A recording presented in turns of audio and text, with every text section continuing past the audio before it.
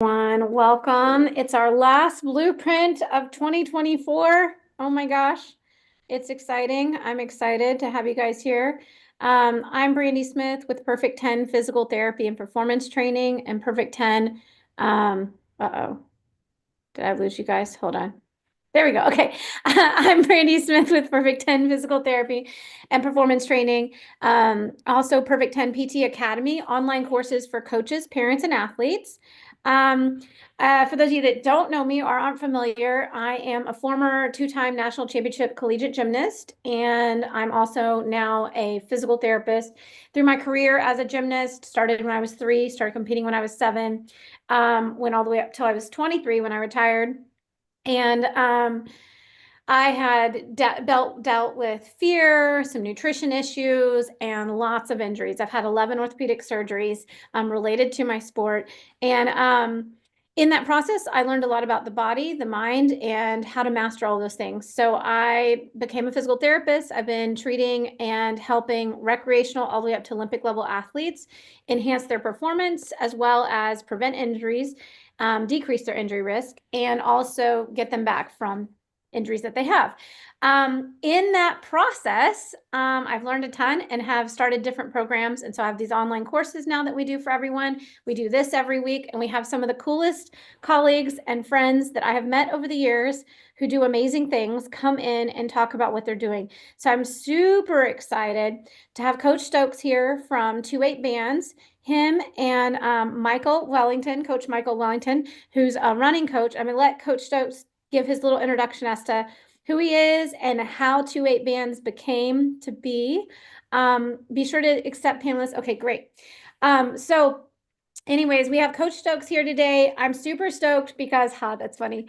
I'm super stoked because I love 28 Bands, and I have been playing with resistance bands for many, many years.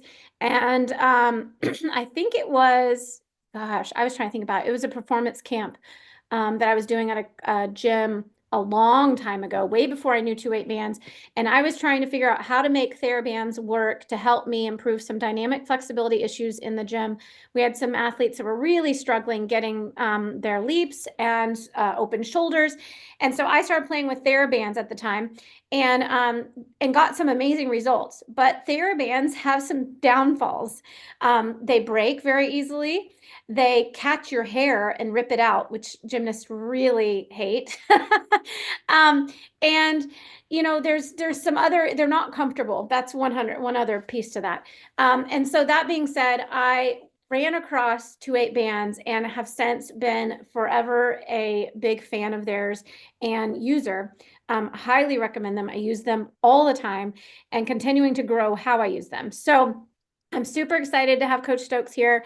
I want him to do a little introduction on who he is and how him and Coach Michael Wellington, who's also a running coach, has produced several collegiate, well, not several, like in the 30s or more, collegiate runners.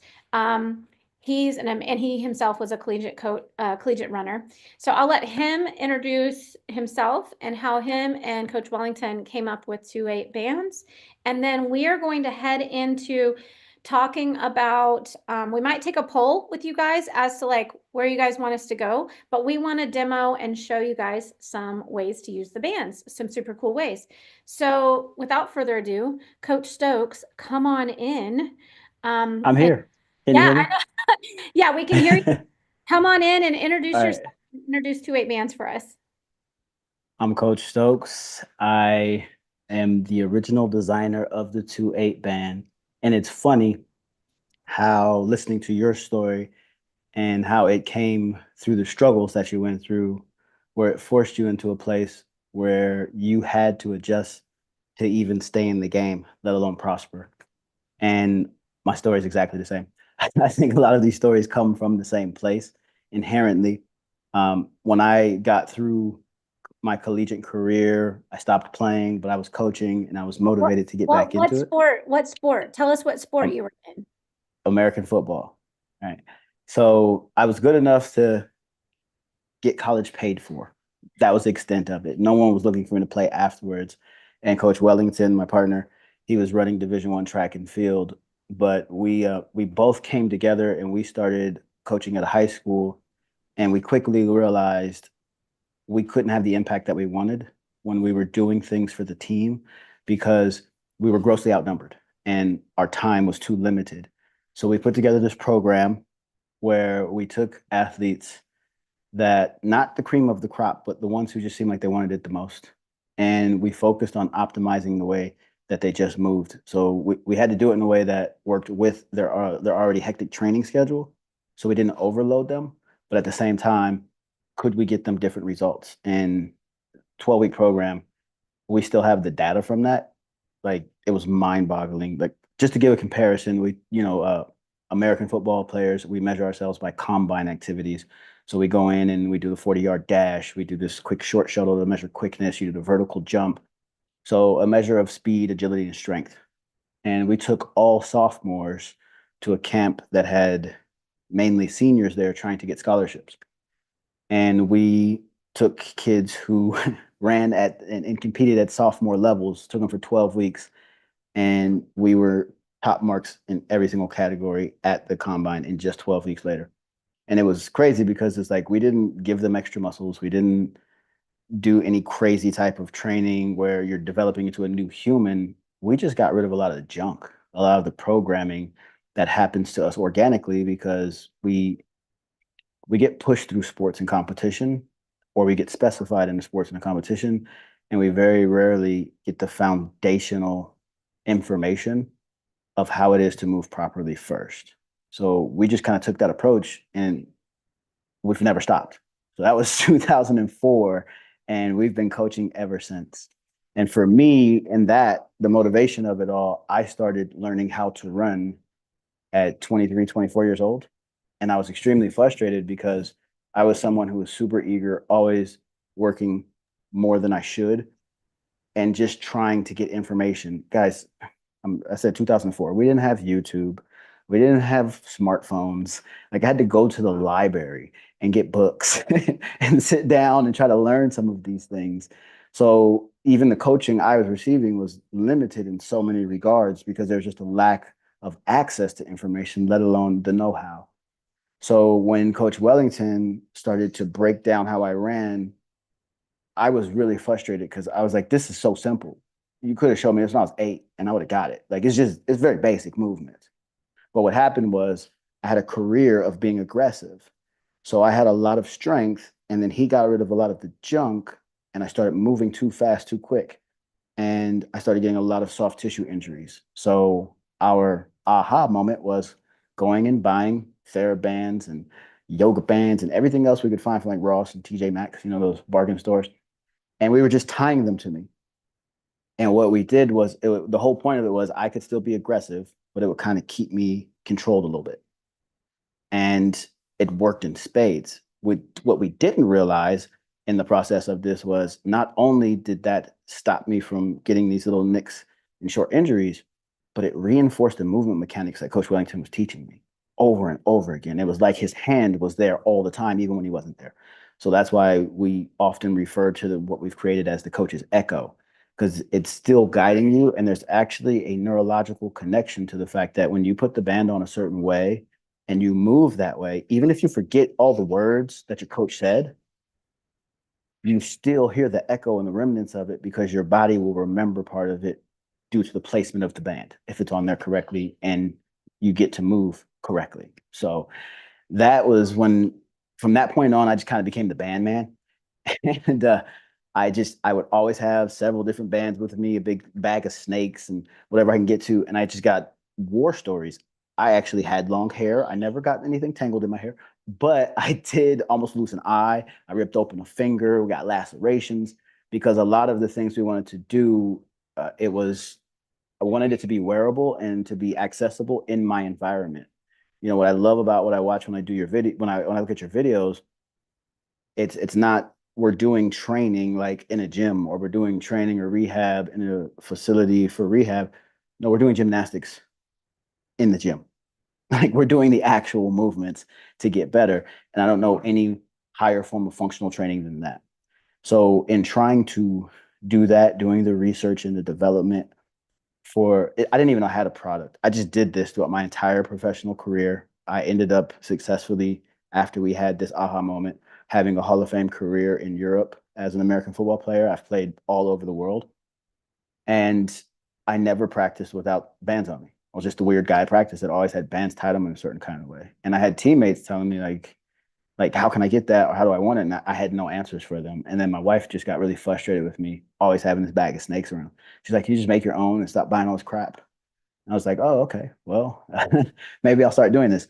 And knowing nothing about the industry, knowing nothing about product development, knowing nothing about sales or marketing or anything. So I just knew I wanted to create something for coaches, which ended up being the reason I think our product is as amazing as it is. And I don't say that to brag. I say that because I know how much time, effort, and energy went into it. And I also know now why no one did it earlier, for two reasons. One, uh, they didn't have the experiences that we went through. One, and two, it's not a good business plan. I just got to be honest. Like, um, we packed way too much in. We put way too much value and functionality into one thing at too affordable of a price to where it made business and it's still making business quite challenging because I hated breaking bands in the middle of a workout. It deflated not only just the band, but you get the injury probably, but you can't use the band anymore. It just kills the whole situation. So reliability had to be key. We're working mostly with children. We're both dads. So we're like, we can't have our kids out here in dangerous situations. So we had to make something extremely reliable. Well, when you sell a product that doesn't cost much and it lasts forever, it's hard to make a living because people don't come back and buy again. You know, it's not a hamburger or something like that. So it's not the best business model because it's hard to get resales and things of those of that nature. But it's forced us, we like to say challenges expose truths. So it's forced us to evolve, not just as coaches, but as businessmen, to understand how to do things the right way. But also, I love the fact that we have this challenge before us because we have to stay true to the mission. We're here to serve coaches. We're here to make coaching better. And that means giving them the best tools possible, the most functional and convenient tools to walk around with that can adapt to their environments and their situations. So that's the long of the backstory of how it kind of came to be. And there were a lot of failed prototypes, like a lot, and a lot of money that was burnt doing that. I call it business tuition. Um, paid it, Yeah. paid it proudly, but I'm a Google certified innovator. I work in technology as well, and I ended up in Denmark at this aggressive innovator boot camp where we're just crushing and smashing ideas. And I went there to change culture. Same mission, just the product wasn't really attached to it, but I had one of my current prototypes at that time.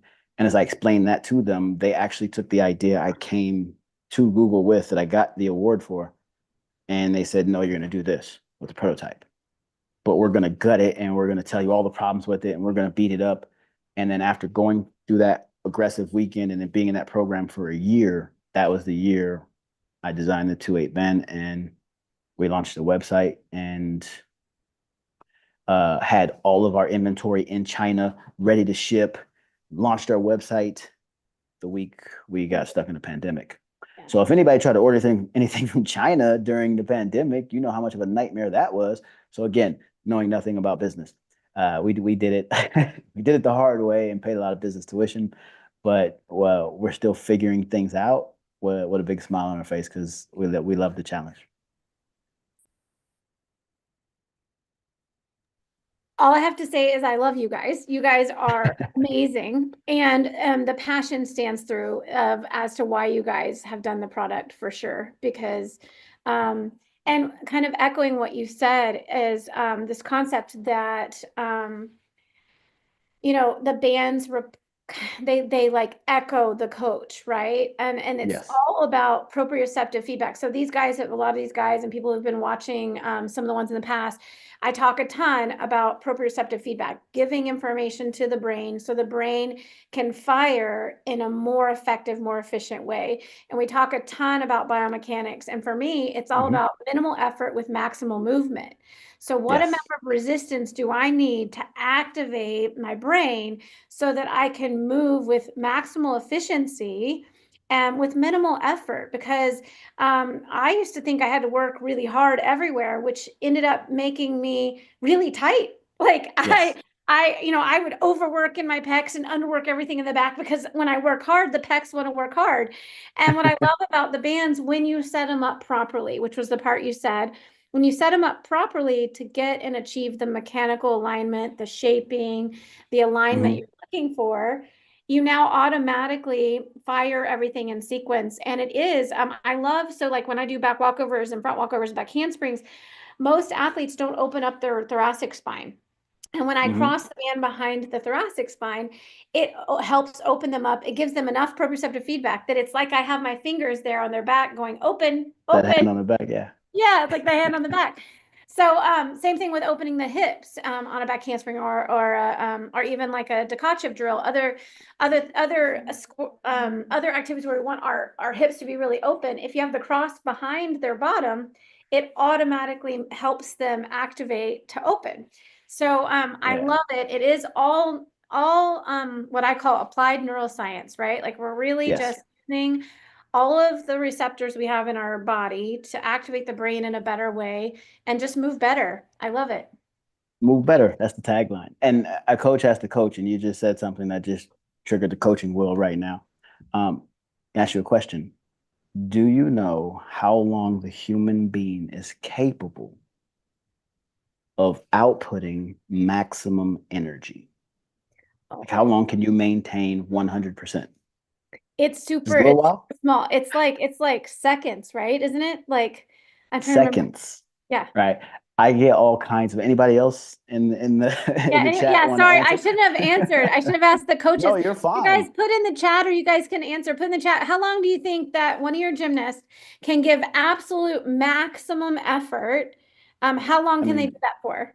how Like, can you maintain just 100% output in any activity? yeah. And Just what I drop it like in the to go chat, you through. guys. Drop it in the chat. I'm curious what you guys think. So I then the next thing I totally do when I ask that question and we get all kinds of answers, 20 minutes, 1 hour, a minute, a few seconds. Um, I can't even remember when I read where I read this and where I got the source from it, but then I started to make the correlations to if somebody tells me something, kind of like a scientist, I I do not have the innate nature to disagree with you, but I will challenge you because challenge exposes truth. So I will say, like, if you're gonna tell me how to run with my arm, which I get into this for hours, if you're gonna tell me how to run, I want to know the why, and then I'm gonna try the why, and then I'm gonna try things against the why just to get through the hypothesis to come to the conclusion, right? So uh, when I think about this, and I was like, how can I translate it?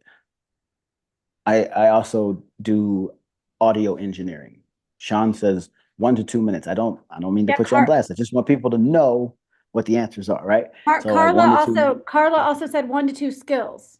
1 to 2 skills. One Oh, to two okay. skills. Like He said 1 to 2 minutes. Given a floor routine is about a minute and a half. yeah, that's that. So now think about this. I also have worked as an audio engineer. And when you look at the wave, anybody ever seen a sound wave, right? And how they peak and they going back, peaks about it.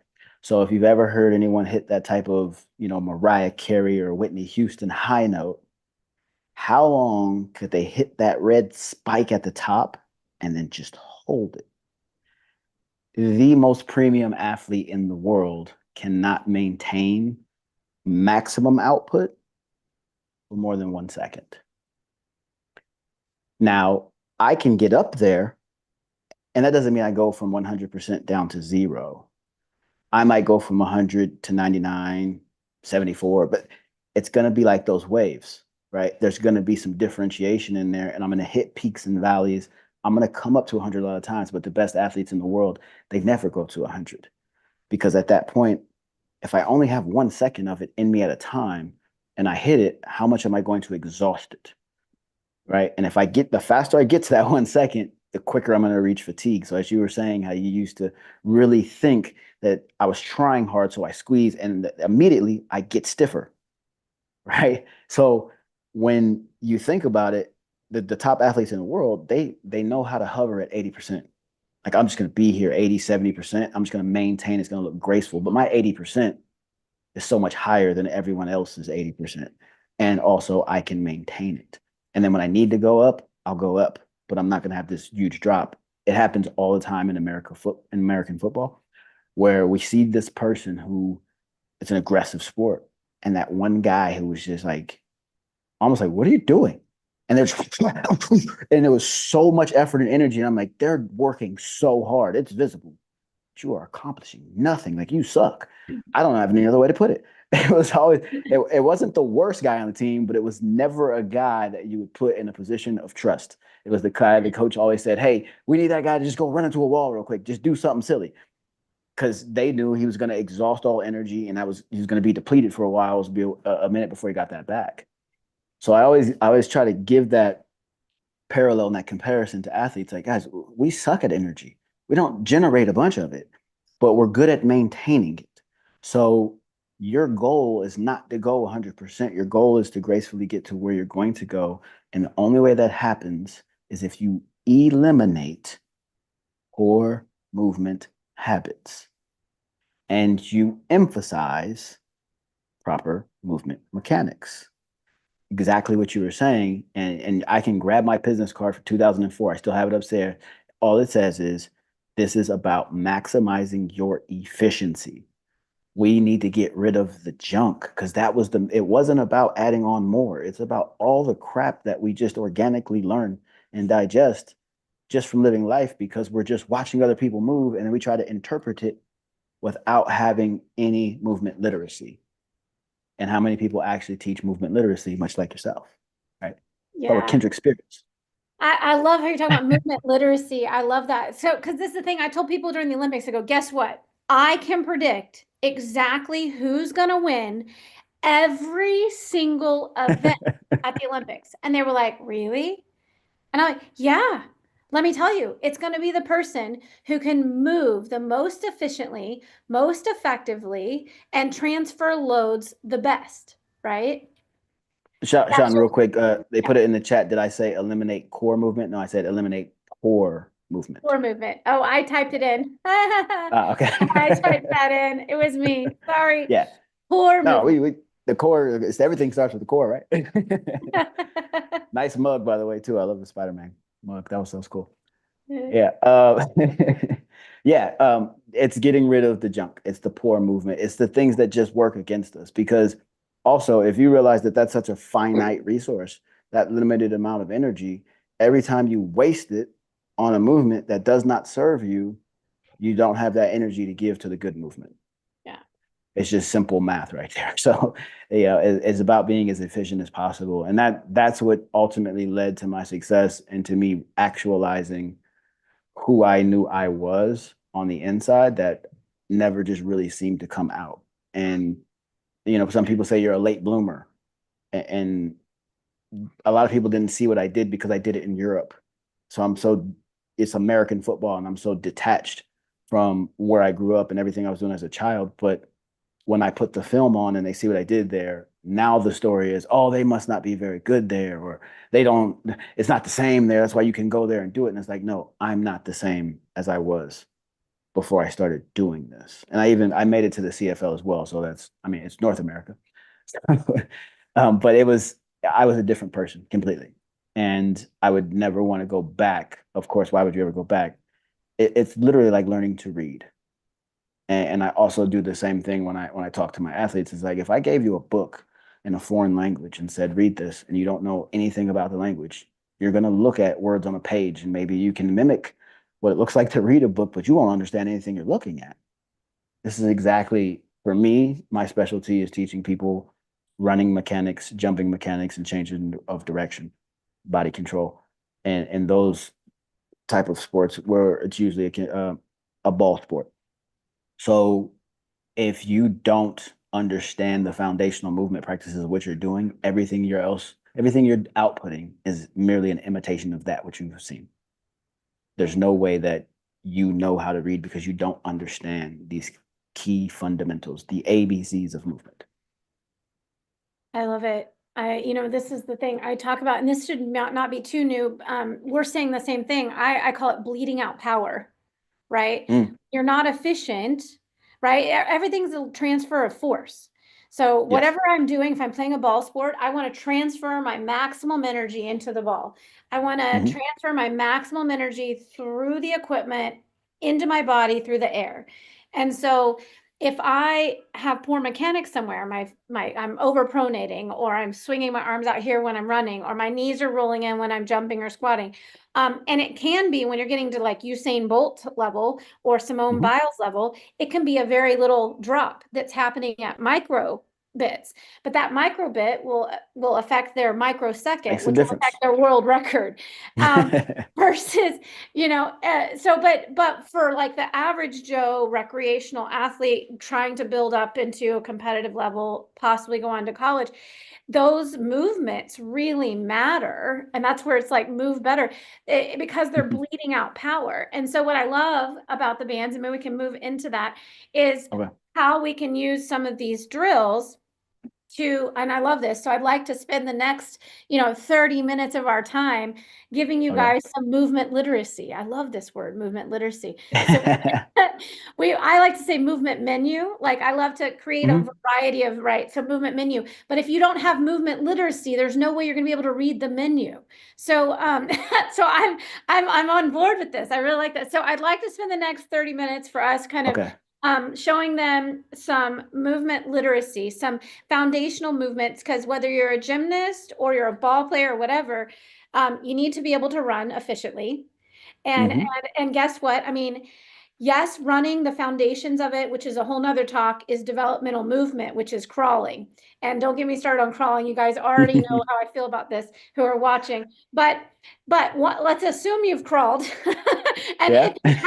if you haven't, there's actually you can train with some of the same movement patterns with the bands. The bands will give you some proprioceptive feedback to kind of trigger maybe some of the primal neural stuff that should have happened with that crawling.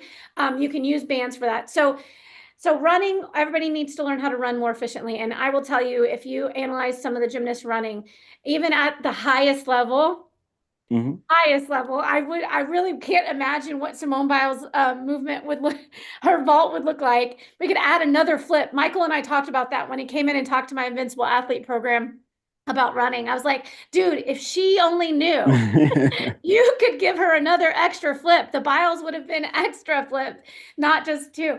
So, anyways, yeah, I'd like to. So, if you're running efficiency, jumping and landing efficiencies, all of those things go across the Okay. board to everyone. So, Well, if you can't tell by now, I get pretty long-winded, and I'll stick to just those two things that you mentioned. uh-huh. I will make everyone who is watching, everyone who pays attention, I will make you faster today.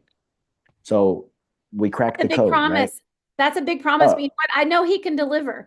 So I'm not worried. yeah. So I'm gonna make everyone faster today, but not only that, we're gonna give you the ability to make your athletes faster tomorrow.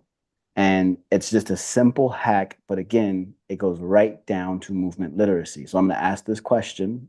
Um, I still haven't met someone get it right yet. Okay. Simple question. We start with running.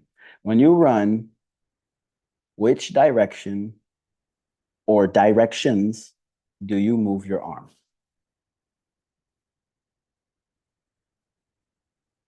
Oh, excuse me.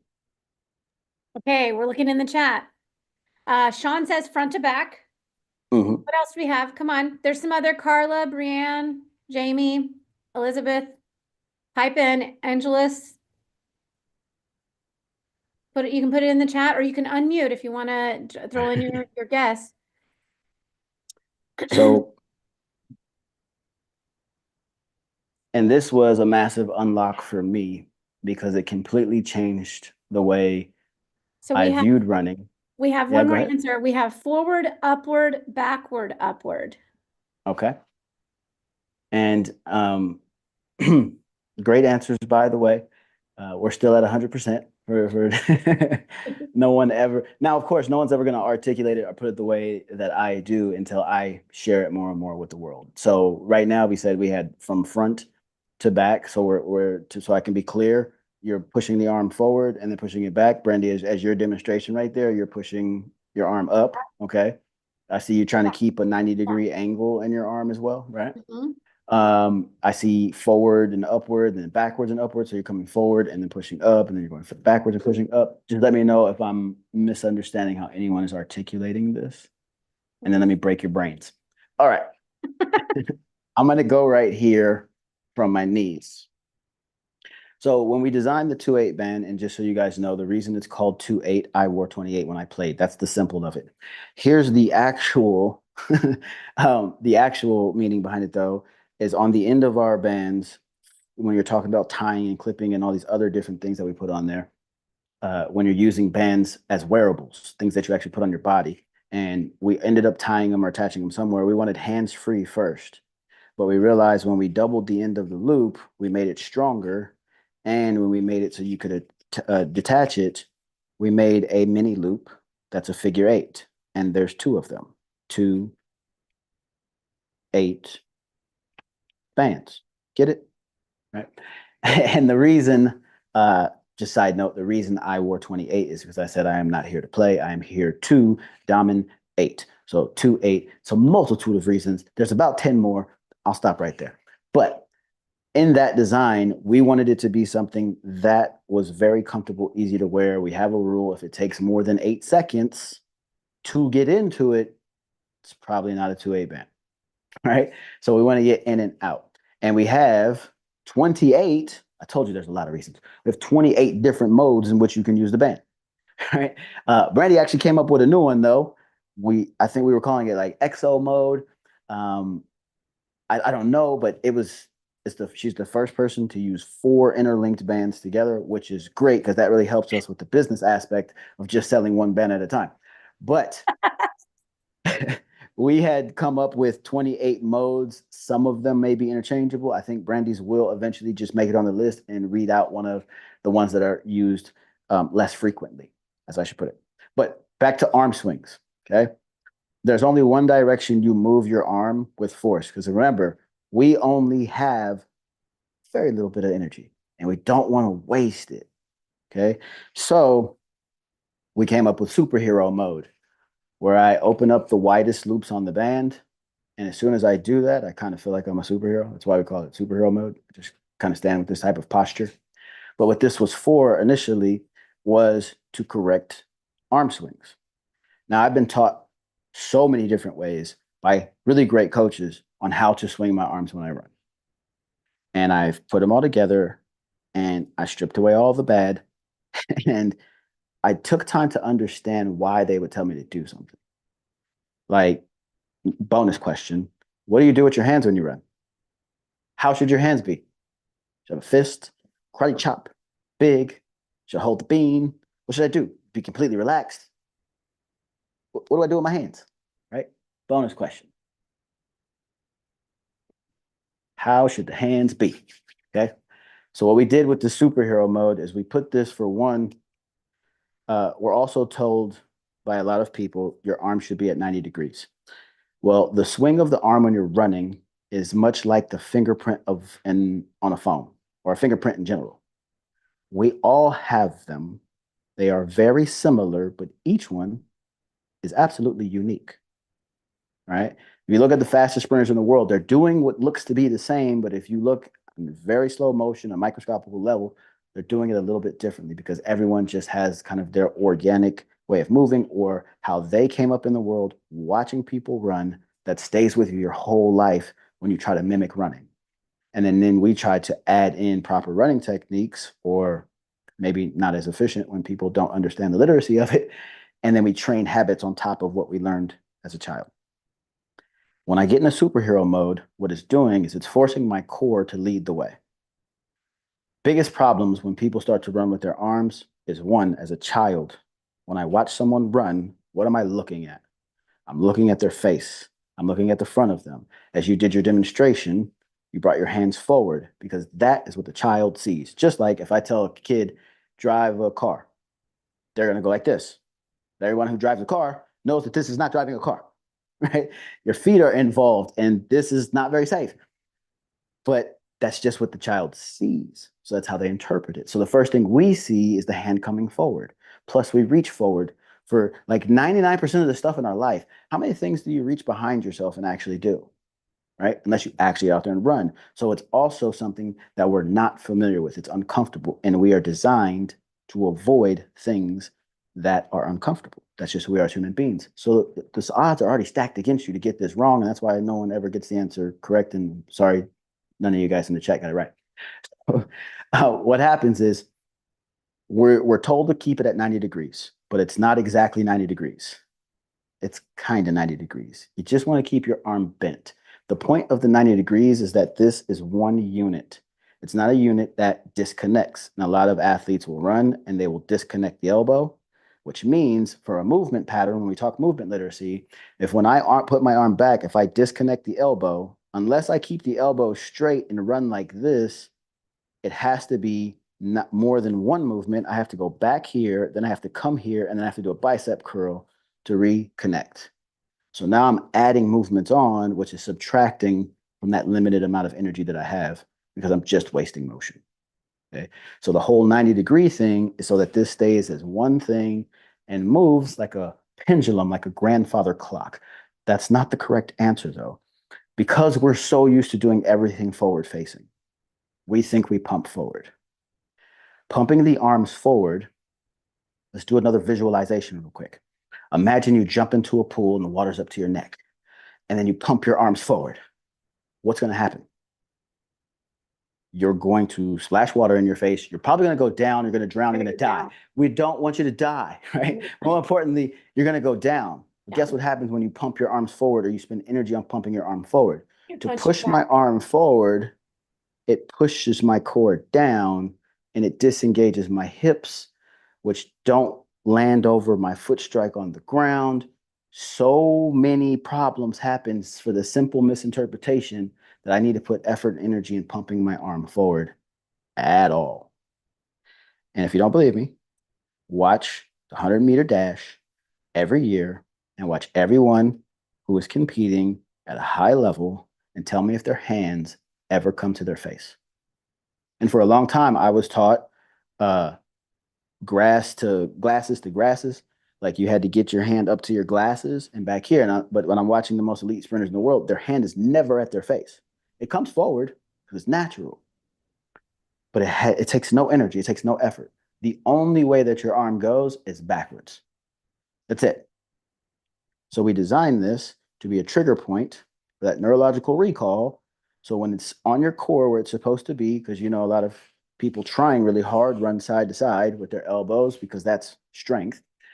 If you do that with the band, this logo is going to rub across your sternum and it's going to irritate you. And we did that on purpose. Said if you're going to move improperly, it's going to be so uncomfortable, you stop until the band auto corrects you and you get into a place of comfort. It's like, all right, now I can swing here. And then this excess part here, the part of the 2/8, which makes this great, I can actually do this for hand placement as well. Slap my thumb in there and put this around my wrist, because these are all key points where people are talking about how do you hold your hand? What do you do with your hand? The different mechanics you're doing there. Let's just talk simple aerodynamics.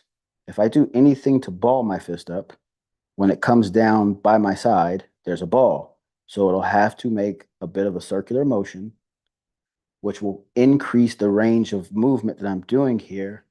Shortest distance between 2 points is a straight line. It's definitely not a line that goes in a curve. So for aerodynamics, I want my hand to be flat. Now, if I do the karate chop or I hold it tight right here, if I'm stiff in the wrist at all, when I get back here like a robot, it's not going to be 90 degrees. It's not even going to be close because I'm going to be stuck at my hip. And the more I can get this arm back and expose my core, the more my core can engage with my hip flexor, where I get the force to drive my leg up and create actual power for speed.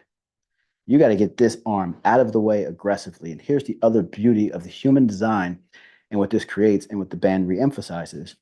Now I have this resistance this kind of spring that when I hit that back and I get it as far as I need to go back there, when I relax, my core, everything, it's shooting forward. But you also have a spring inside of your shoulder right here. And when you go back there and you just hold your hand right there and you feel it, I forgot the name of it. I don't like using the medical terms because our athletes don't know them. But I'm like, hey, just hit the spring. And when you hit that spring and you just relax, the arm will just fall forward. There's zero effort and zero energy in there. So if I can save energy when I'm running, which is one of the most exhaustive things, if I can save that energy, well, I have that energy to apply elsewhere. So if I just hit that spring back there and I relax, I promise you, I've never seen anyone swing their arm back and it stay and get stuck there. It just doesn't happen. So it's going to go there and you relax and you just let it fall forward. It's going to come exactly to where it needs to be. And you keep the L shape, which the band reinforces as well. You do that and you start focused just on, I'm not going to pump my arms forward. I'm just going to think about going back. Even if you don't have the band with you, you do that one thing, I promise you, you will instantly be faster because this is what propels your body forward. This is what pushes your body backwards. And we want to run forward, right? So doing things to make us go backwards kind of works against us. But that is how we interpret it. That is how we translate it until someone comes along and teaches us movement literacy. How would you know that? Why would you know that? I love it because what people don't know, can you do both hands and do a little drill for us? Like, Oh yeah. do it if you had, let's say, okay, because a lot of these coaches here have a large group of athletes that are like, say, 10 years old, 7 to 10, up to 16. Would you have them kneeling to teach them their arms? Would you have them sitting? What would you Oh, do? great point. Line them up So on a vault runway with like 14 to 20 of these guys. the whole point of my arm swing to generate speed is to make sure I open up this space so my core can properly engage with my hip flexor.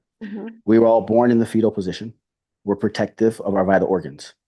Every time my hand stays here and protects the core can relax, which means I cannot generate enough power and connection right there to be my fastest. I will never reach that full potential if I do not get this arm out of the way. If I keep it chicken winged here, if I drop it straight, I do anything to kind of curl up here, I'm not going to get the power I need from here. So first and foremost, I want to get back. Usually I'll have the athlete stand because when we run, we stand. If you want to be on your knees, I'm in a confined space right now and I'm on my knees like this. The hips are what matter more than anything in this outside the arm swing because I don't want to drown. So that's the whole point in being in this position where I can relax the legs a little bit. I want to be up here. Okay. Um, I see people do this sitting down. Here's the problem. If I'm sat down, Yeah. I can't get all the way back. Yeah. So I'll organically, for safety, I'll do the chicken wing and then I'll have a shorter, tighter arm swing where it's more of a pump than it is a swing. And I'm pumping motion in the wrong direction. Plus, I'm cutting off so much space and I'm not training that connection. And my core is completely disengaged. I'm sitting down. So I never let the athlete sit. But if they are on their knees, the strike point is, I'll go on for running for hours. So I got to be mindful in this. But the strike point is just to make sure that the hips are slightly in front of where the knees are on the ground. We never want the hips to drown. We don't want the hips to sit back and relax in this. So as long as I have them up there, and this is another part of the beauty of the band design, is as I push my hips over, that superhero part comes in. But the backswing is literally what's saving me from smashing my face on the ground. So this is what we talk about when we put it on autocorrect. So if we tell them, hey, just get up there, you don't have to tell all, I'm giving you coaches more of the details. But when I go to my athlete, I'm like, let me put you in here. Okay, you understand how to get in here. Now you want to lift your hips, go, go, go. You feel like you're going to fall. Don't worry, let the band hold you up. Okay. Now, without any coaching, the band is pushing them in the position and they're using it for safety. And it's like, okay. And then now we just want to get those hands behind your butt. That's the main thing. Keep your hands open big. And can we get them behind your butt? Right. And we want to push here at the elbow. We want to swing from the shoulder. And you'll feel the hamstrings engage. You'll feel the core engage, the hips engage. And this creates balance. If I go on one leg, instantly, I can relax part of my core again. So I have to overemphasize leaning forward and being cautious with that. And again, if this leg is up, that means that this arm is back. The reason I don't like to do this is because even if I'm just working on this one, every time I relax, I am getting muscle memory of this leg being forward while this arm comes forward. And Yeah. we don't run like that. No. So that's why I never do one leg. It's either both knees on the ground or I'm in a standing position, just working on that backwards motion. There's more to it, and it is absolutely the way of the sprinter. It's a little bit different in different sports. The type of running, not running mechanics, but the importance of how we run fast or how we change directions. But if you just focus on that basic fundamental of you got to get your arms back and then relax. That's the, I put it in a nursery rhyme. We're coming out with this pretty soon. Something you don't know. We actually have a coaching certification where we put people through different modules to understand our way of coaching, especially with the back, especially with the band. And we have a song called the Run Song. It's like, I really want to run, run, run as fast as I can. So I swing my arms back, back, back. Stay relaxed, relax. I am not a singer, so I'm working on getting other people here who can get that together. But I took the most basic fundamentals and simple movement words I could use because like I said, I could learn this stuff when I was really young. And if you watch, I have 4 children, no accidents. But if you watch any of my children move, people are like, "Oh, your dad's faster." It is not natural. They were not born that way because you can quiz them and you'll ask them certain questions and they know how their hand should be. They know where their arm should go. They don't know why. They just know that's what daddy says to do. And you can clearly see when they're on the playground, they move a lot differently than everyone else. And it's absolutely intentional because to me, it's as important as reading and writing. There is this whole thing. So I have my whole Born to Move program coming out this next year, Love and that the name. whole, huh? I love that name. Born to move. Yeah, Yes. yeah, I love it. Born to Move. But the whole premise of it is that we really do that movement is the foundations for all our learning. Movement is our Yes. foundation for thriving in this world. And that's been lost with a lot of things being cut in the world of school and et cetera, and parents having to do lots of things.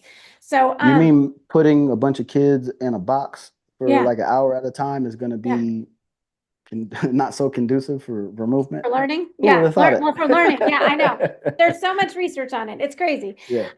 But I wanted to come back and kind of drop in a couple things. So one, Brianne was saying, oh, self-teaching is best. She's loving how this stuff is teaching them. Hmm. The other thing I wanted to say about how you taught it is that the reason I asked that question is many times, I have seen lots of times in the gym happen to me as well, where they put us in a pike position or even to make up space because they wanted so many of us there, they put us in a straddle position, sit us and Hmm. try to do arm movements. And I No, felt that I same hate thing, it. I super hate it. stiffed up. Yeah. So super stiffed up. So I wanted to be sure to key that so that they're on 2 knees or they're standing when they do it. And I love just the Hmm. aspect of that. If you lean forward, and again, the band offers that feedback. So it's such an easy self-teaching tool, like Brianne was saying.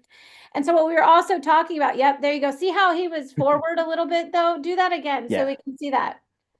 Yeah, he's Well, forward. get your camera angle just a little bit there. There we go. Yeah, so he's forward.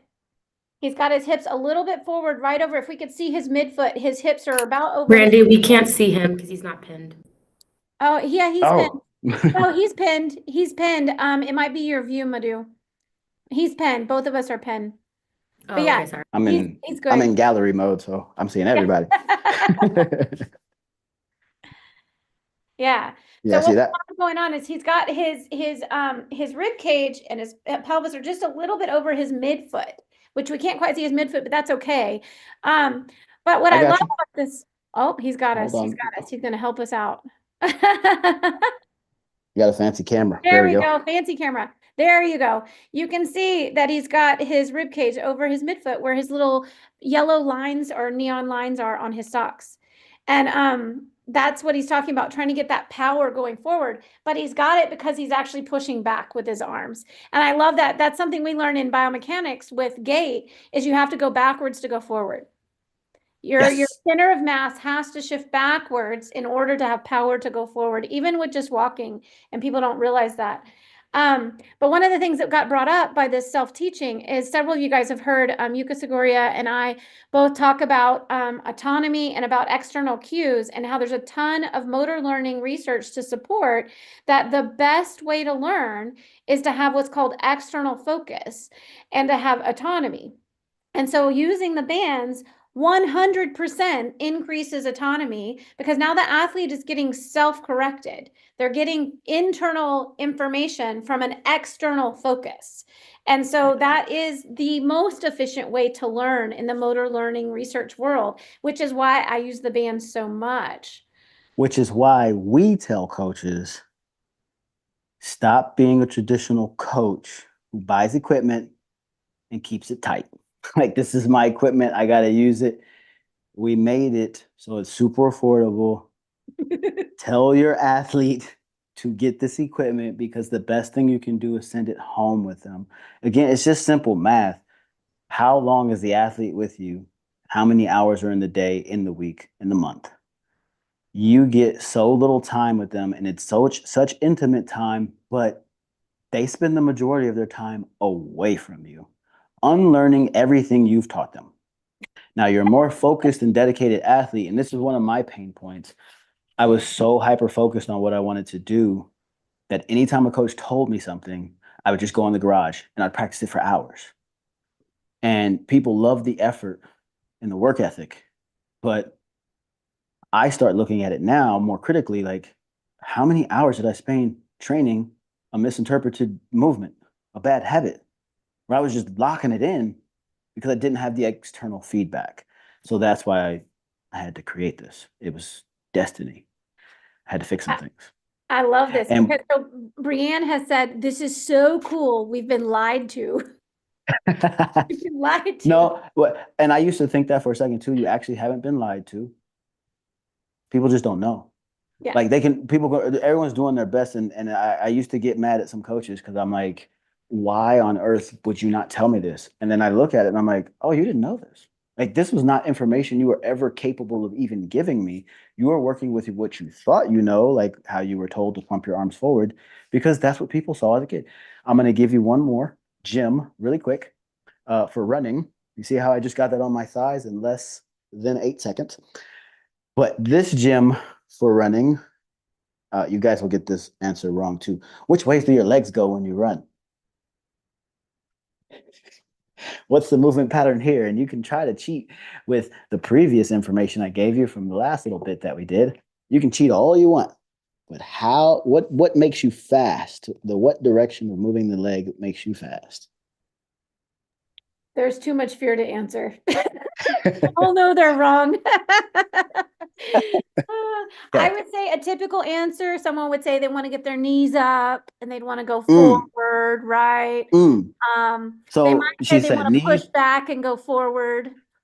Okay, so because of this session, I heard the push back and go forward, but the typical answer is get your knees up. Number one running drill in the world is what? Oh yeah, high knees. Everyone wants to do high knees. And then they want to do If you butt guys, kickers. high knees and butt kickers, we're going to kill both of those today. Now, what you just said, high knees is the main focus, again, because coaches limited understanding of what's going on here. I'm trying to give them some type of mnemonical device to remember on how to do the drill. So let's do high knees. The knee is a joint. Who cares? It's not what's driving the force. No one got faster because they had great knees. It's never happened. I don't care about your knees. You don't need to care about them either. Not in this aspect. Here's the problem when you tell an athlete to focus on their knees. You do the high knee drill. If I'm thinking about my knee, then I try to manipulate the drill to push my knee. I usually will push my torso backwards to overextend, which doesn't allow my leg to get the full rotation in what I want to do in the gait. I'll overemphasize the lift of my leg. Or what a lot of athletes do are aggressive. They'll do this and they'll put their torso down because they believe this is getting their knee closer to their body. Simple, simple, simple fix. Instead of saying high knees, just say high thighs. That's it. Just get them to focus on the proper body part. I need you to get your whole thigh up. I want you to wear shorts, or if you're in your shorts, I want you to try to break your shorts. There's a whole different thought process in that as opposed to me focused on my knees. The other problem with focusing on the knees, the knee is a joint. So as I start to try to manipulate it, I'm going to start to bend it in different angles, and I'm not going to have the proper shin angle for where I want to hit the ground. Thighs up is the first part of speed. The more I get my thighs up, the more I get my arm back, the more I have this connection here. And the band is here to remind them where I push from. That is where the potential for speed is gathered. Drive my thighs up. But speed actually happens, Brandi, from what you just said. You want to go forward, you got to push backwards.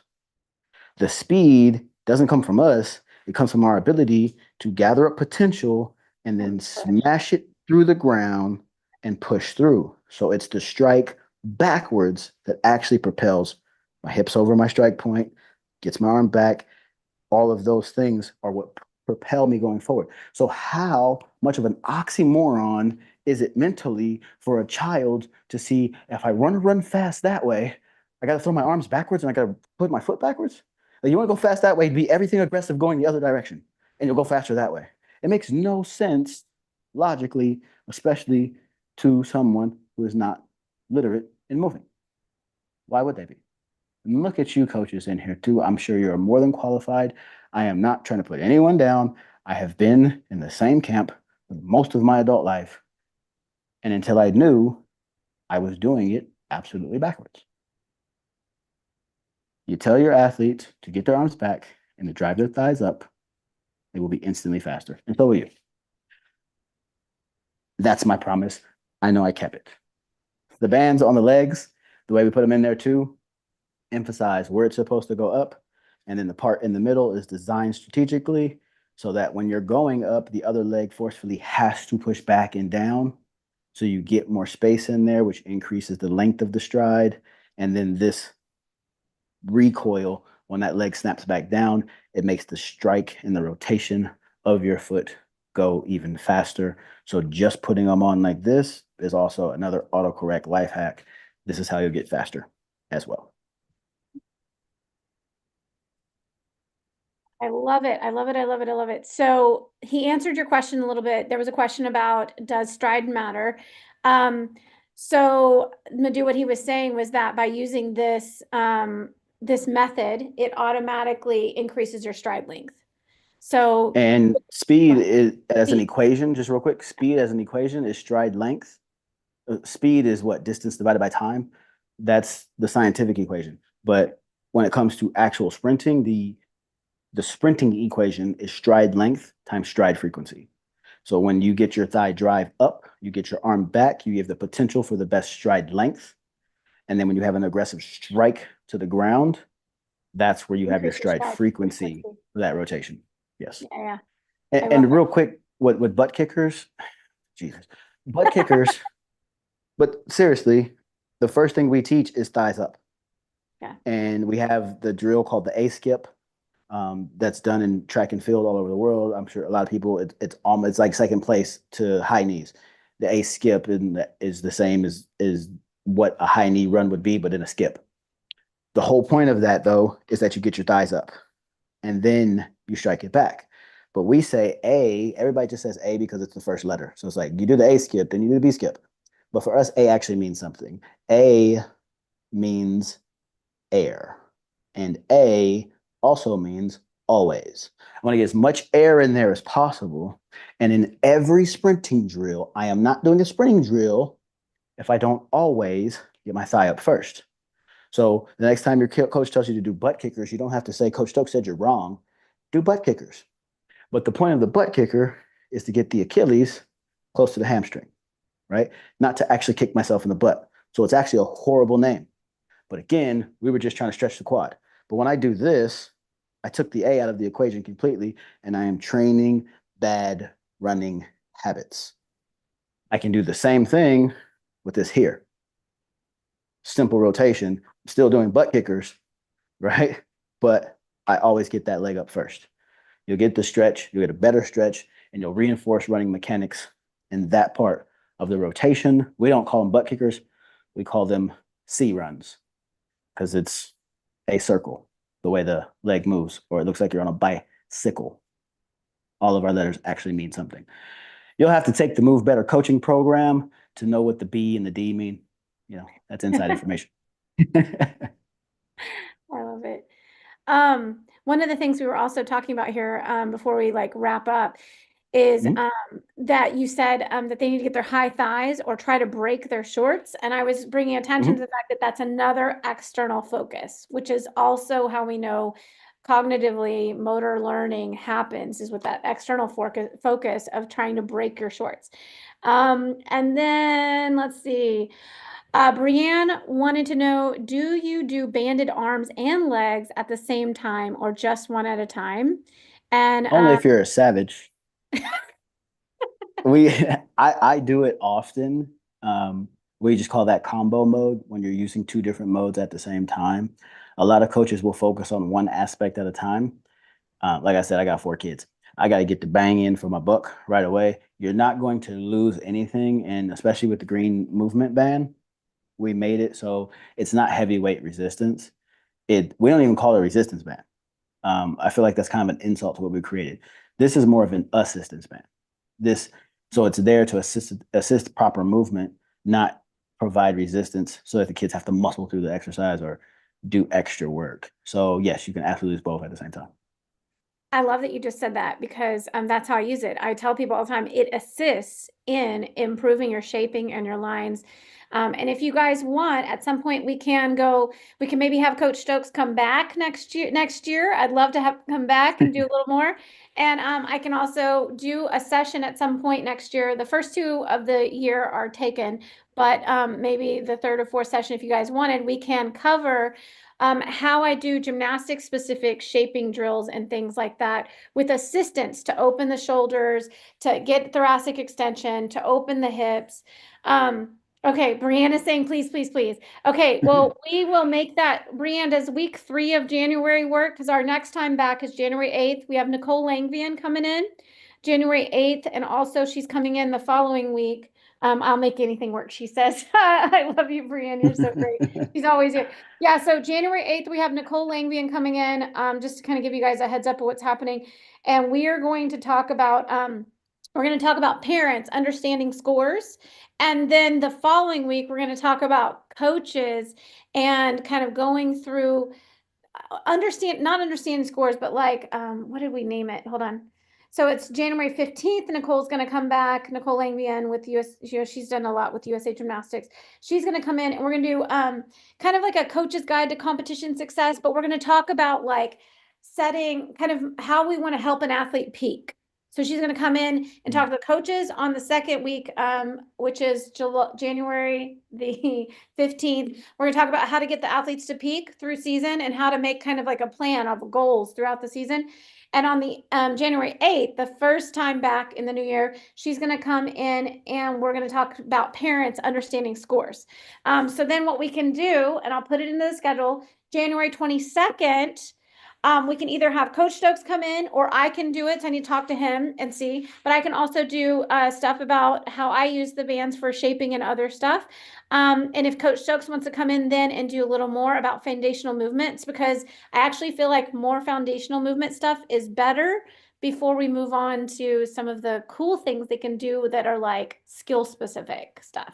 Yeah, I'm not gonna teach you guys anything about gymnastics. Like I can do a smooth round off. I can do a standing back tuck. It's not very pretty, but it's all muscle and force. There's no technique whatsoever. So yeah, that's not my wheelhouse whatsoever. Brienne, you did say when you know more, you can do better. Our tagline is actually move better, because when you move better, you feel better, and when you feel better, you do better Yeah, in every aspect of life.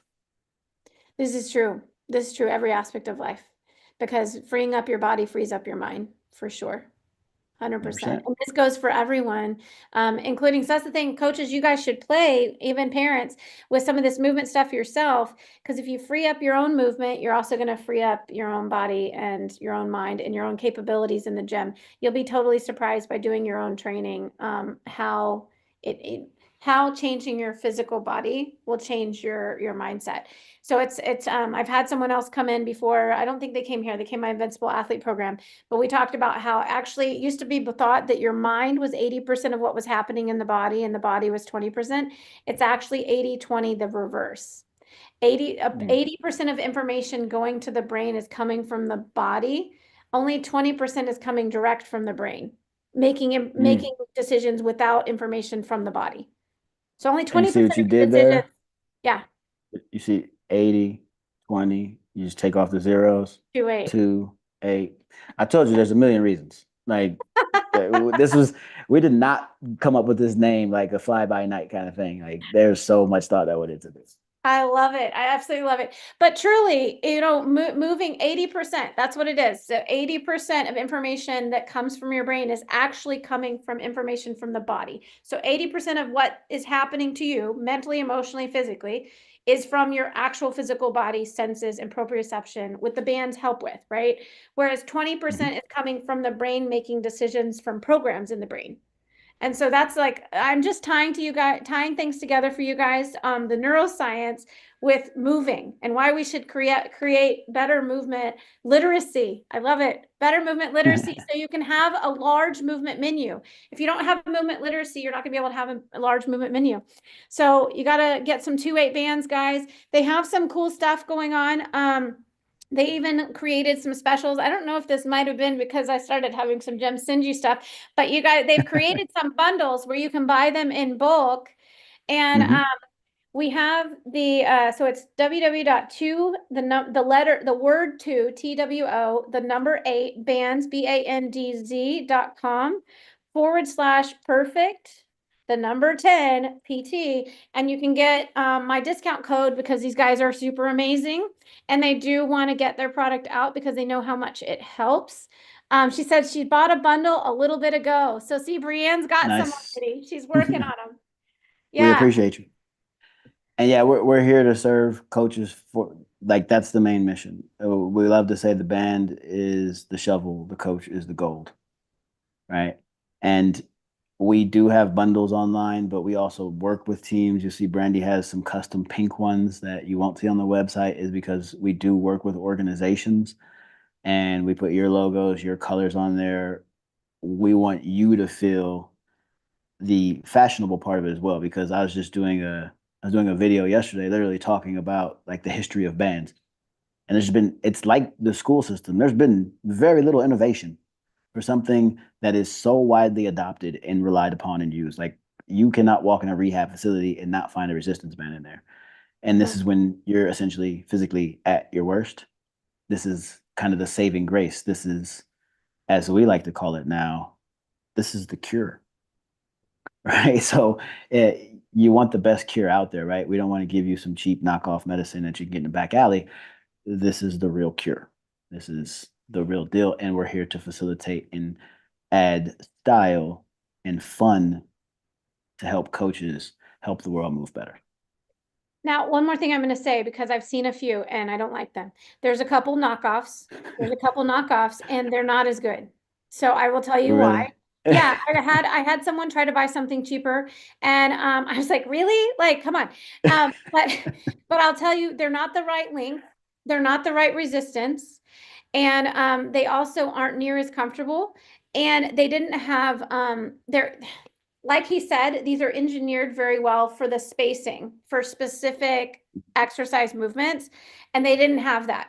So it's worth the bundle, the coupon, the discount code that they're giving all of you gymnastics people through Perfect 10 PT, like it's worth it because you're going to get more use out of it. You can use it with all your athletes. You can do it with your teams. The way I have one gym does it right now, they just have like a laundry basket in the corner. They have all their 2-8 bands in there. And they have a group of just single bands in one place because they use like the running, they use single bands. But if they're doing handstand work and they're using all 4 bands, they have those all set up in another laundry basket. She said, and Yes. they don't break every day. Yeah, I mean, there are so many TheraBands across the gym that are breaking. And like they fly across, they either hit the athlete next to them. Like, yeah, I'm with you. They don't break, Brianne. So it is an So investment. fun fact, The green ones have been machine tested to withstand over 3,000 pounds of pressure. Wow. That doesn't mean they'll generate 3,000 pounds of force, but they can take 3,000 pounds of pressure. And that's just when they start to tear, not when they will break. The red band, the super band, the more aggressive one, it can do over 5,000 pounds of pressure. That is all I am legally allowed to say because the machine only could generate 5,000 pounds of pressure and it handled it with no problem. I just want to say I saw you though on Instagram tie up some red ones and pull a truck.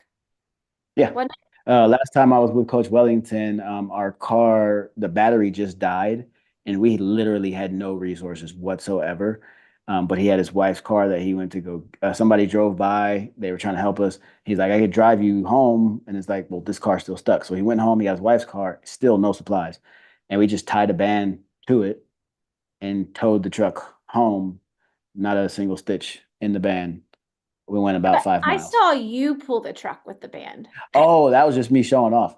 I was like, let me put, I think that might have been what actually killed the battery because we just put it in neutral and I was pulling it like up a hill to see if I had the strength to do it. Like I said, there's a bunch of different modes. We don't have tow mode, but we do have like lasso mode where you put it around the athlete and we want to see how much I could pull. And it was no problem. Yeah. But we actually towed the car all the way 5 miles after that with another car. So yeah, it gets pretty serious. I use the red bands as lasso mode behind them where they run away from me, like resisted. Yeah. Yeah. And you can also use the hands. I've done Backwards. Backwards. Huh? The hands The way back. your arms are swinging backwards. Yeah. Oh yeah. Swing back. It's a habit. It's like this talk I about know. it's a talk about I running. know. But yeah. I'm gonna go play more now. You learn every day. You learn every day. Yeah. But yeah, I use this as the lasso, and then I'll have them do the hands placement like you just did, pulling backwards. And So I need to do them more backwards. I think I need to give them more cues. and that I can speak for hours about what we put into the design. So the fact that you do the lasso, that even if you do let go, it slips, it won't rip, but you can extend it as far as you want and drop it. And our bands don't snap in that direction; they just kind of deflate. And the soft material, the fun fact, we didn't get these designed by fitness manufacturers. That's where I started. And for years, I had prototypes that just continued to fail on me and didn't feel right. We actually went to clothing manufacturers to do these. So our bands are created in the same factory as Louis Vuitton's production line for some things. That's the premium type of quality we want to do. I tell you that I got a video coming out today that literally shows Louis Vuitton stuff being made like right next to ours. And it's like, that's pretty cool. I didn't try to do that on purpose, but it's like, it's nice to know the standard that we're rocking with here. Yeah, it is definitely a high standard, and I appreciate you guys so much. And I appreciate what you do. I love the bands. As you can see, I've got a bunch of them. I didn't pull out my pink ones because I knew they couldn't buy the pink ones, so I didn't pull them. Sorry, guys, pink isn't available. But the red is the military. What did you call the US? What did you call the blue ones? Red, white, and blue ones. The hero bands. Hero bands. Yeah, so hero bands are Yes. available. The red is, what is the red now called? Super band, like Superman. Super band. Yeah. So the super bands I use for assistance with jumps, straddles, and split leaps. You'll see some on Instagram. And then the movement bands are my favorite because you can do absolutely anything and everything in every skill. It's just the right amount of assistance and resistance to get the right activation. And then I just started playing with, what do you call these guys? We're calling those the boost bands, the little blue ones. Boost band. Yeah, little blue boost bands. Yeah. I liked those for some leaps and some lunges with all little Aria used them. She's like 6 and 7 years old. These were great for that, but they're also good for all the athletes. I love those for lunges and stuff. We've been playing with them. Are these available yet though to the public? We were talking about maybe doing something. We have some. Let me get it on the website They're not on tomorrow. the website yet, right? I'll put them on the website tomorrow. I think I just didn't do the product photos yet. We have a small stash of inventory for them. We were creating these more for personalized experiences inside of schools, helping children who are locked in the box and being prescribed with ADHD medication. They just need to move. I'm no doctor, but like I said, this is the cure. So we try to bring this into a learning environment, and these are a bit long for in the classroom environment Yeah. where they get to play with them. So we made it a little bit shorter, a little more condensed. And thinking too, like this is something you put in your briefcase, have at your desk at work, something that's even more compact to just These are have with great you all the for time shackles. when you just need a little boost. That's why we call it the boost band. These are great for shackles in the gym and for lunges, walking lunges, backward lunges, these kind of things. Even if you wanted to just do arms out and you're just working on arms on leaps and jumps and stuff. So, hey, you guys, if they're about to put these on, you better grab some before they're gone. Yeah, we don't have a lot. I think we have one box of those that Coach Wellington's holding on, and we do have an event here at the end of January in Los Angeles, the Fit Expo that we're going to. Okay.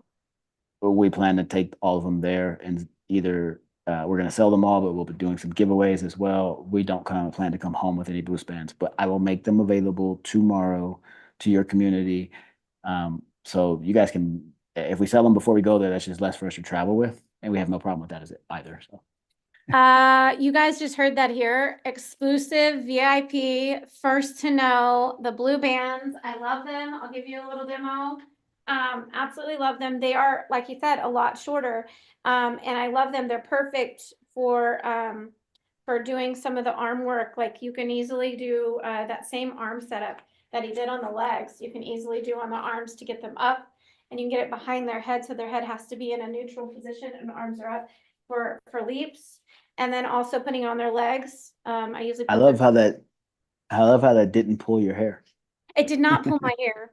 I had an athlete tumbling who loved to kick her head out, and the band is good feedback to not kick your head out, which is good. However, it takes a little bit sometimes, and I only once did I see this happen. She had to learn with a swim camp after this. It pulled out like a chunk of her hair with a TheraBand, and she's like, ah! Ugh. She knew her tumbling got better, so she put a swim cat on her head until she figured out how to stop. And then once she stopped pushing her head back, she could do it. But that was pre 2/8 bands. 2/8 bands don't have that. Oh, Don't have the problem. No, not going to lose your we hair. no, we haven't taken any bald spots yet. No, none. I've had that happen with TheraBands multiple times. Not my faves. Anyways, yeah. So Brianne says that she's super excited because tonight she's going to use this with her vault coaches. She said she bought a bundle and they don't ever. She said they don't break every day, and then she says that she's gonna use this with her vault coaches, and they're all going to do the banded running drill tonight. And she said, I told her to tag us and take some video, but she said that they do sprint testing every 3 months and they just did their sprint testing. So now they're going to do the bands for the next 3 months and turn around and do some sprint testing in March. And she's going to let us know how it goes. So, Well, I gotta show you guys something real quick too. We're like I told you, we're coaches first. We're not very good at advertising and marketing. Here's the hero band you were talking about. yeah. All of our bands now come with a microchip in the center. I'm not sure if you guys are aware of that, but if you just kind of scan the band with your phone, oh, my phone's locked. You scan your band with your phone, and it hits the microchip. Oops. Oh, I had that backwards. Then it'll pull up the 2/8 app on there. I don't know why that's not working right now. Sometimes it's a little finicky at sometimes, but even if that chip isn't working on the inside like it's Oh, supposed is that to, I this think thing? Is that this thing? that's the backup.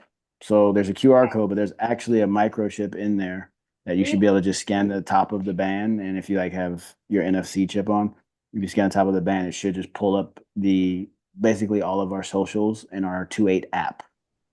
I am not So fancy to even know what an NFC something is. right. Do you ever do like pay by phone? Yes. So then you have it activated. So I Oh, don't know. I okay. think it's on the top corner of the iPhone. So this is what Yeah, he there said it is. pulled up. Yeah. So you just I scan use the band the and that QR pops up. code. I use the Oh, okay. QR code, but just because I'm like, I don't know, not that special. But yeah, so it has here, you can subscribe to their YouTube, you can order on Amazon. You can also download and open the 2/8 app. That's And the main point is that, the app. the app is We're right putting there. running, we're putting a lot of the running programs on there. We're going to start making you guys are going to see Brandi on there. We're going to make that happen. gonna but happen. where we're collaborating with coaches, so the door's open to other qualified coaches as well, where we're going to start putting their programs on the 2-8 app. So coaches like Brandi, who love what we do and we love what they do, we're going to create a place where everyone can get to them because this band is in people's pockets. Scan the band, get to the app. You'll start to see some sprint training on there and some sprint drills. So, yeah. Oh, and you can still put these in the washing machine with your clothes. Like I said, they're made with a clothing factory, even with the microchip. It's waterproof. You'll be fine. Do Just you hang dry. recommend drying them? So first of all, the ability to wash these is a great thing because at the gym, everyone gets stinky. You don't like gym germs? I mean, there's it is a what's the word? Acquired sense. I love the smell of a gym. It's funny, don't Yeah. laugh, but I grew up, I'm a gym rat. But Yes. at some point it gets to be a thing. And so you can Yeah. wash these, but do you recommend they put them in the dryer or hang dry them? No.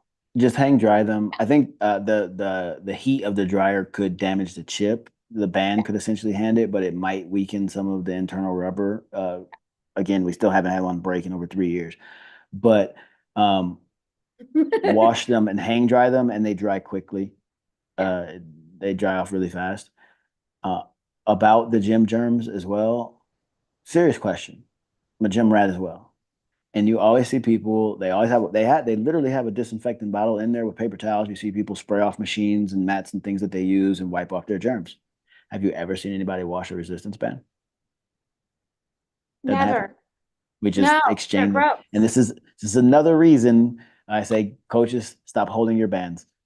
Give them to your athletes, put them in their pocket. And that's why there's a name tag in the center. So the athlete has to write their name in there and they have to take ownership of their movement.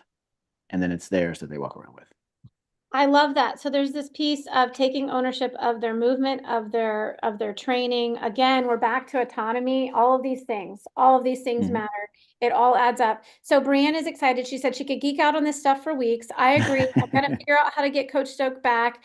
And Carla is like super also okay. So everyone here, we have a bunch of us geeks who say that chalk and sweat is comforting. That's the smell of a gymnastics gym, is a mixture of chalk, sweat, and foam. It's foam or foam from and also sweaty suede or leather balance beams and vaults. That mixture of smell is comforting because that was like home Absolutely. for all my life. Anyways, so yeah, I love everything about the 2-8 bands. Check them out. Again, the little blue boost band looks like he's going to be putting it on sometime later today. You guys catch it before it goes out because I love it. I just now started playing with it. It's super new, so you haven't seen much. Can they still get to it from that link with my Yeah, code? when it goes live, it'll be on there, and we'll send out, if you're subscribed to the email from the website, we'll send out a blast about it. Fun fact, I'm still in Europe. I live in Helsinki, Finland, so it is 9:30 p.m. for me. So when I say I'll do it tomorrow, it's probably still going to be your today, probably later tonight. You'll see those things pop up. Awesome. Well, again, so Carla wanted to know again, where do we order these? So www.2TWO, the number 8 bands, bandz.com/perfect PERFECT, the number 10 PT. Use that code. You'll get a discount code at the end when you go to checkout.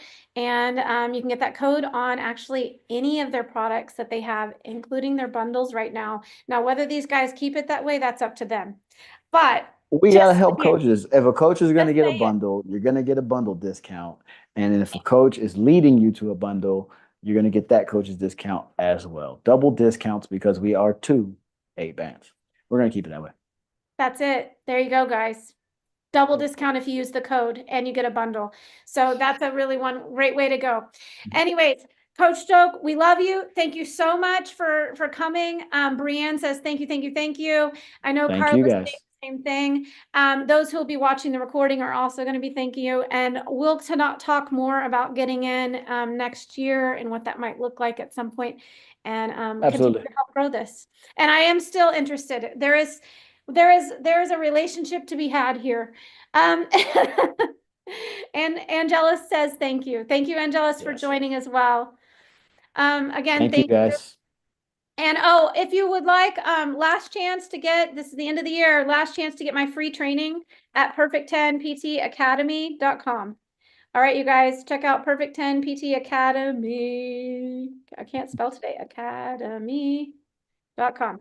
Did I get it? Yeah. All right, you guys, have a great day and have a Merry Christmas, a Happy Hanukkah, a Kwanzaa, whatever you guys celebrate. May you enjoy your family during the winter break, because regardless, you have a winter break at school. And Happy New Year. And I'll see you guys back here January 8th with Nicole Langvian. Thank I'll you, see Coach you next Stokes. year as well. Yes. Yes. Be well, move well, and be safe. All right.